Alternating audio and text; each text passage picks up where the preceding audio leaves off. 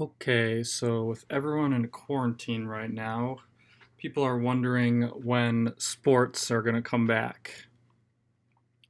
Well, I have a solution of a new baseball league, and it's called the Triangle Baseball League. So in this video, I will just describe what my ideas for this new baseball league would be, and I'm just basically going to be reading out this thing that I wrote down so you guys can hear what this baseball league is. It's mainly comedic, but I was bored.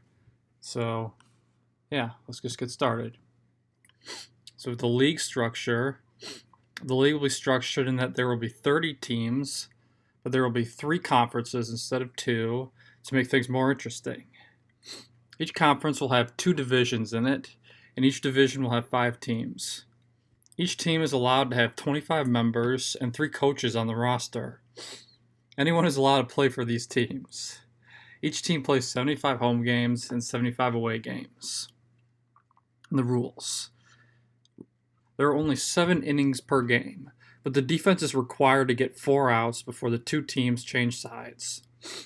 This is to make scoring runs easier during an inning. However, a player is allowed to exit the field of play, and if they catch a ball before it touches the ground out of play, it is declared a valid catch and the batter is out.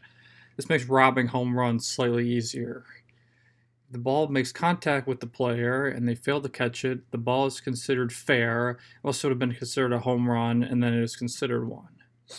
When pitchers entered into the game, they must face at least 3 batters before they are taken out of the game. The maximum number of players on the field allowed is 9, but you can have less than that In the event that a team has less than 9 members but wishes to have 9, if they have a spare jersey, they are allowed to borrow a player from the other team as long as they pay them.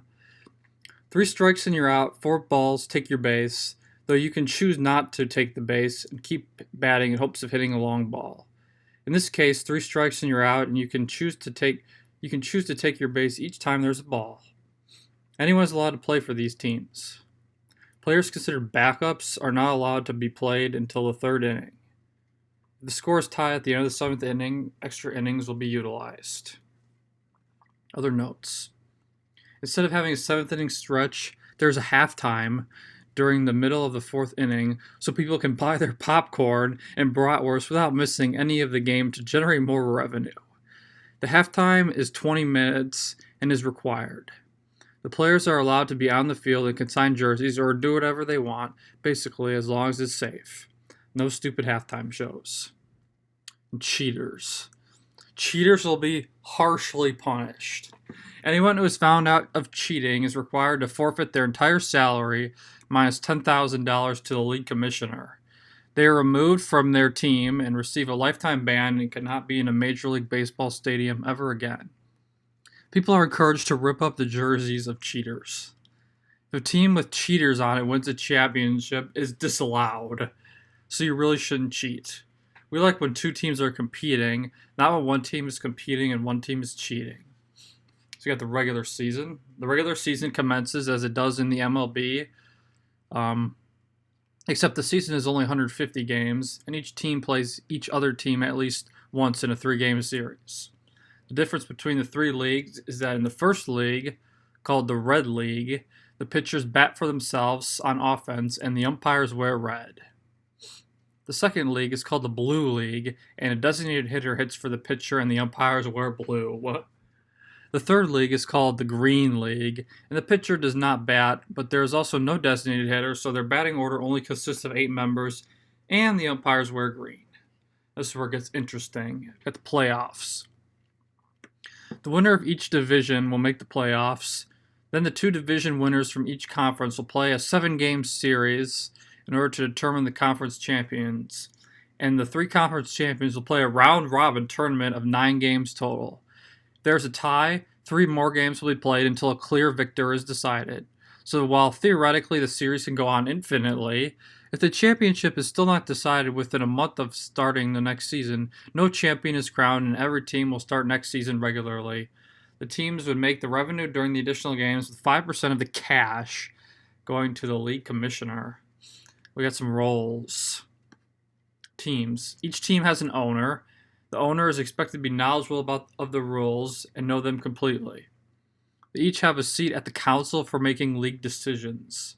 If a team exceeds the salary cap of $210 million per year, they're required to pay a fee to the league commissioner of $250,000 for every $1 million they exceed the salary cap by. A team cannot pay less than $50 million for their players in an attempt for a balanced league. Players and coaches. Players are paid whatever their teams can pay them. A player cannot be paid less than $210,000 for a year. Coaches cannot be paid less than $140,000 per year. Coaches are not included in the salary cap limit. You may not have more than 3 coaches, but the coaches are allowed to play in the games as backups. League commissioner is me, of course. Is responsible for creating the rules and overseeing decisions of the council. He created this league so he has an all-access pass to all of the games and is able to get whatever he wants for free at those games. He's also responsible for making nicknames for people in the league. He makes a portion of the money on nickname jersey sales. His base salary is $10 million per year, and he additionally makes 20% of all the league proceeds and any other bonuses he has included for himself. And we got Justin Clockfoot. His feet are his feet are actually 2 clocks, so he's responsible for keeping track of how long each game takes. This information is used to determine how much the TV ads should cost on the privately owned Triangle Baseball League network, owner anonymous. He makes $1,412 for every regular season game he keeps time of, $1,689 for conference championship playoff games, and $2,038 for big round robin tournament of the World Series, sponsored by Baskin Robbins and Red Robin. The catch is that Justin Clockfoot actually needs to be at the games, which he is keeping time for. We got Mamas. His job is the league jester. Doesn't do anything important except for he's a member of the league council and is more of a league mascot. He makes $15 an hour, but he's always on the clock, 24/7. So he makes $131,400 a year. We got Jeevan Jeevy Bawa. His job is to ump. He would make a good umpire because he's really loud. He would usually be the home plate umpire to call the balls and strikes, and he often makes a stupid joke when he calls a ball. He makes $1,080 per game, minus 15 for each ball joke he makes. We got Captain Balloonier. His job is mascot of the Pittsburgh Pirates. His job is to look like the meanest pirate around, and his base salary is $149,000 in bonuses. And we got some specials. Got the Big Mascot Brawl Tournament. All the mascots from the different teams engage in a massive brawl, and the winning mascot receives $500,000 from the league, and the team whose mascot won gets an additional first-round draft pick, the last pick, number 31, in the first round. Well, that's the Triangle Baseball League. It's something I made when I was bored, when I was at college. I hope you guys thought it was interesting. I sure did. And stay tuned for more interesting content in the future.